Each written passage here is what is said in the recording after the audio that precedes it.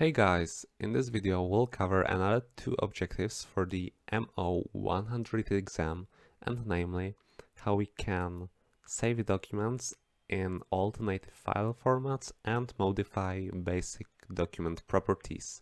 Before we start, consider subscribing if you haven't done so already so that you don't miss out on any new training content, and if you find this video useful, please smash the like button for the YouTube algorithm. That being said, let's begin with the file formats, and to save your document in other file formats, you go to File and Export. Perfect. A common file format for text documents is a PDF or XPS, and to export it to such formats, you click here, Create PDF/XPS. And here you can set to Open File after publishing, set it to standard or minimum size, and there are even more options, so you can set your exact page range and a few other things. So let's cancel that, and we can also export it to other file types. So you click Export, change file type. You can export it to an older version of Excel like 2003, or an open document text, a template, plain text, and a few other things. Let's move on to the next objective, which is to modify basic document properties.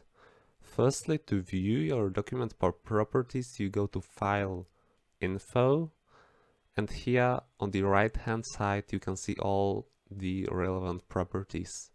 So to edit them, you can either click here, for example, I can change the title, or text, or comments, or I can go here, Advanced Properties, and the same properties are also available here.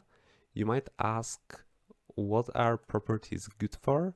The answer is for searching, for example, in File Explorer, so that you can filter your files by company, by author, and so on.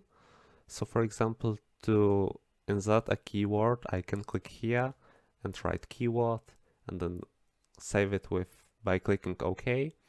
There are also other options for properties, like setting your custom property. So you can set the name of the property and perhaps also choose from available options. You can set the type, so either text or date or number or yes or no, and then the properties will be available here. Perfect.